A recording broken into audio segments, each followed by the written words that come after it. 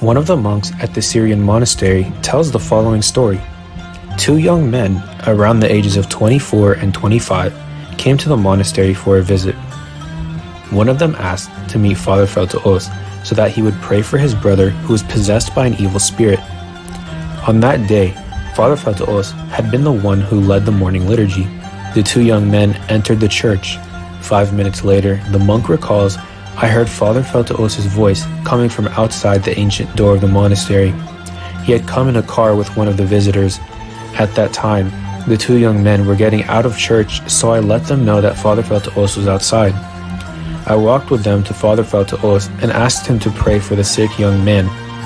Father Faltaous told the young man, 'Bow, my brother, give me your head.'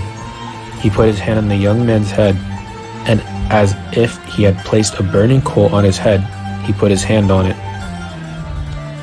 The young man could not move or run.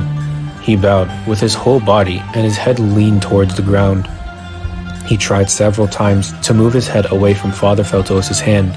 Then Father Faltaous looked at him, and as soon as his eyes fell on the sick man, the young man fell to the ground and started to roll over and get away from Father Faltaous. Father Faltaous stopped talking to any of the visitors and walked towards the young man to get a hold of him.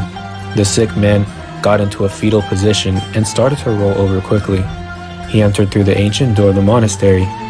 Father Faltaous followed him until he reached the room that is located by the monastery's door where the sick man had stopped.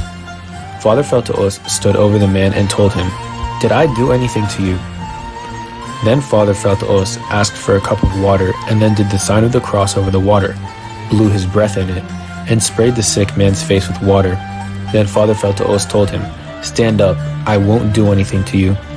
The young man stood, he was healed and returned to his initial state with the blessing of the prayers of Father Faltaous.